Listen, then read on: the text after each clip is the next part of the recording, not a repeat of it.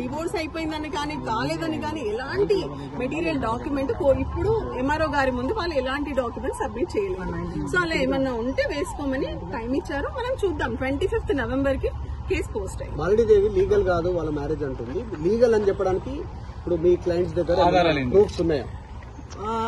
మొత్తం పెళ్లి ఫోటోల నుంచి డే 1 ఆయన చేయి పట్టుకొని తను పెళ్లి చేసుకొని వచ్చిన తన దగ్గర నుంచి 3 పిల్లల బర్త్ సర్టిఫికేట్స్, తన ఆధార్ కార్డులో, తన ఓటర్ ఐడి కార్డులో పిల్లల బర్త్ సర్టిఫికేట్, పిల్లల ఎడ్యుకేషన్ సర్టిఫికేట్, వాళ్ళ voter ID cards, even Maganti Gopinath గారు 3 సార్లు ఎమ్మెల్యేగా గెలిచారు.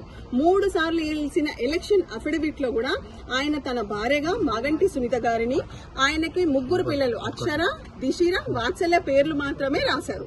మీరందరూ కూడా ఆన్ సైడ్ వెబ్సైట్ లోకి వెళ్తే క్లియర్ గా మాగంటి గారి పాత అఫిడవిట్లు దొరుకుతాయి, ఎలక్షన్ అఫిడవిట్లు. అందులో కూడా చూడండి, ఈ 4 మాత్రమే ఆయన డిక్లేర్ చేశారు. మాలినీదేవి వాళ్ళ పిల్లలు లీగల్ కాదా? వాళ్ళు మాగంటితో సంబంధం లేదా? ఇప్పుడు మాగంటి గారి ఉన్నప్పుడైతే ఇలాంటి ఏం క్లెయిమ్స్ రాలేదే. మరి మీరు అదే ఆలోచించాల్సిన విషయం. ఇప్పుడు అది నిజమా కాదా, ఇది ఫాల్స్ క్లెయిమా, అసలు ఏదనే విషయం కూడా మాకు కూడా తెలియదు. Unless we see the document. అసలు ఏంటి, ఏం కుట్ర జరుగుతుంది అనేది మాకు ఇంకా తెలియదు. సో ఈ రోజు వేస్తారేమో డాక్యుమెంట్స్ ఏమన్నా అనుకున్నాము, కానీ ఈ రోజు ఎలాంటి డాక్యుమెంట్స్ వేయలేదు. 25th రోజు ఒకవేళ వేస్తే మటుకు ఖచ్చితంగా మీకు అందరికీ కూడా మేము అన్ని డాక్యుమెంట్స్, ఇంకా అసెంబ్లీ ఇష్యూ చేసిన స్పౌస్ కార్డు కూడా 3 దఫాలుగా ఆయన ఎమ్మెల్యే అయిన దగ్గర నుంచి కూడా మాగంటి సునీత గారి పేరు మాత్రమే స్పౌస్ కార్డు అసెంబ్లీ సెక్రటరీ గారు ఇష్యూ చేశారు. అదే విధంగా తన అన్ని అకౌంట్స్ లో కానీ అన్ని విషయాలలో మీరు ఏది చూసినా కూడా తను అన్నిట్లో ప్రతి ఒక్క డాక్యుమెంట్ లో ప్రతి ఒక్క పాలసీస్ లో కూడా నామినీ భార్యగా మాగంటి సునీత గారు, పిల్లలుగా అక్షర, దిశిర అండ్ వాత్సల్య పేర్లు మాత్రమే ఉన్నాయి.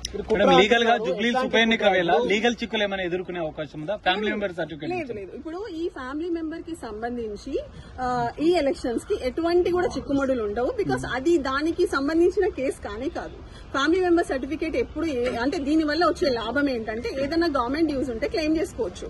అంతేగాని ఏ టైటిల్ గానీ ఏ విధమైన డిక్లరేషన్స్ కానీ ఇక్కడ ఇచ్చే పరిధి ఇది కాదు. ఓన్లీ ఆ family member certificate dues claim చేయడానికి మాత్రమే ఉంటుంది. కుట్ర అంటారు కదా, ఎట్లాంటి కుట్ర అంటే ఆస్తుల పంపకాలకు సంబంధించిన విషయాలు ఏమైనా విభేదాలు ఉన్నాయా? మీ క్లయింట్ ఏం చెప్తా ఉన్నారు? ఆస్తుల కోసం దీనిపైన ఇవన్నీ రాజకీయం first of all biggest question mark Maganti Gopinath గారు బతికి ఉన్న టైంలో ఎప్పుడు కూడా ఇలాంటి క్లెయిమ్స్ రాలేదు. కాబట్టి అసలు అది ఎలాంటి కుట్ర, రాజకీయపరమైన కుట్రనా, ఆస్తిపరమైన కుట్రనా, అసలు ఏంటి అనేది తెలియదు. ఇప్పుడు ఇక్కడ ఎవరైతే వచ్చి ఈ రోజు అపియర్ అయ్యారో వాళ్ళు ఎలాంటి డాక్యుమెంట్స్ వేయలేదు. కాబట్టి లెట్ us see. ఇప్పుడు ఎంఆర్ఓ గారు డిసైడ్ చేస్తారు. ఎంఆర్ఓ గారు డిసైడ్ చేయాల్సింది ఓన్లీ ఫ్యామిలీ మెంబర్ సర్టిఫికేట్ మాత్రమే.